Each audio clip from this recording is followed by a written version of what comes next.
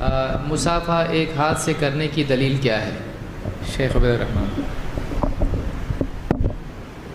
جو سوال ابھی کیا گیا ہے ایک ہاتھ سے مصافحہ کرنے کے حوالے سے، سنت یہی ہے نبی کریم صلی اللہ علیہ وآلہ وسلم کی۔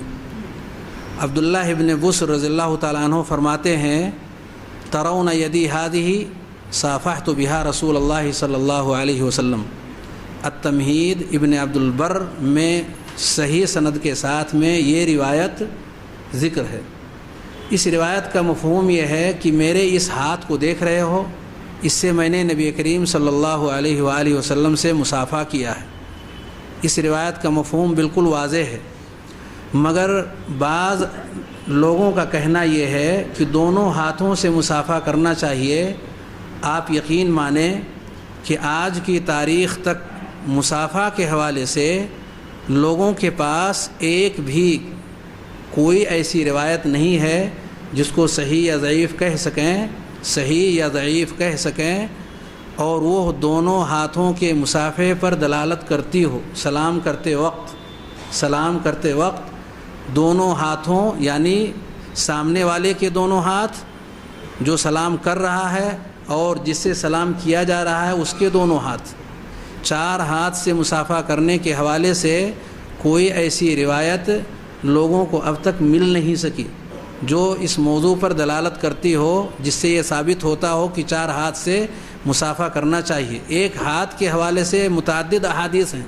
ایک حدیث کی طرف میں نے اشارہ دیا ہے جو قابل اعتماد ہے، اور ہمارے لیے یہ کافی ہے کہ نبی کریم صلی اللہ علیہ وسلم سے جو چیز ثابت ہو جائے اسی پر عمل کیا جائے، اس سے ہٹا نہ جائے۔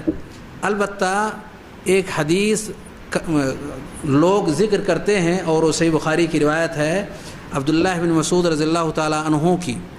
انہوں نے نبی کریم صلی اللہ علیہ وآلہ وسلم سے درود کا طریقہ پوچھا کہ ہم آپ پر درود کیسے بھیجیں، تو نبی کریم صلی اللہ علیہ وآلہ وسلم نے ان کا ایک ہاتھ اپنے دونوں ہاتھوں کے بیچ میں کر لیا، ان کا ہاتھ اپنے دونوں ہاتھوں کے بیچ میں کر لیا۔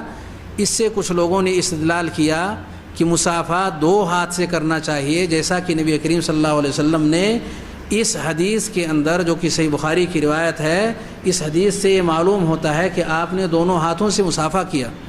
مگر یاد رہنا چاہیے کہ نبی کریم صلی اللہ علیہ وآلہ وسلم نے دو ہاتھ ملایا اور عبداللہ بن مسعود رضی اللہ تعالیٰ عنہ کا ایک ہی ہاتھ تھا، یعنی چار ہاتھ کے بجائے یہ تین ہاتھ والا سلام ہے جس پر آج کسی کا عمل نہیں ہے۔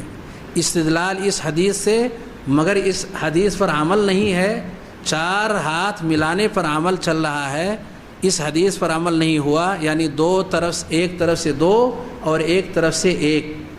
معاملہ دراصل یہ ہے کہ نبی کریم صلی اللہ علیہ وآلہ وسلم انہیں سکھانے کے لیے شفقت کے طور پر، محبت کے طور پر، تعلیم کے طور پر آپ نے ان کا ہاتھ اپنے دونوں ہاتھوں میں لے کر کے، تاکہ آپس کے درمیان کوئی رکاوٹ والی چیز نہ رہے، شرح صدر کے ساتھ میں وہ کان اور دھیان لگا کر کے پوری باتوں کو سنیں اور سمجھیں اور بعد کے لوگوں تک منتقل کریں۔ یہ آپ کا مزاج تھا۔ مختلف طریقے سے آپ شفقت کا اظہار کرتے تھے تعلیم کے موقع پر۔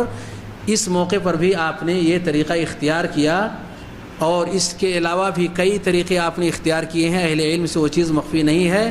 یہاں نبی کریم صلی اللہ علیہ وسلم نے تعلیم کے طور پر ایسا کیا تھا۔ مصافحہ اور سلام وہ موقع نہیں تھا جو آپ نے اس موقع پر کیا ہے، اس لیے سنت وہی ہے جو ابھی آپ کے سامنے عبداللہ بن مسعود رضی اللہ تعالیٰ عنہ کی حدیث کی روشنی میں بتایا گیا۔ اللہ رب العالمین ہمیں سنت پر عمل کرنے کی توفیق عطا فرمائے۔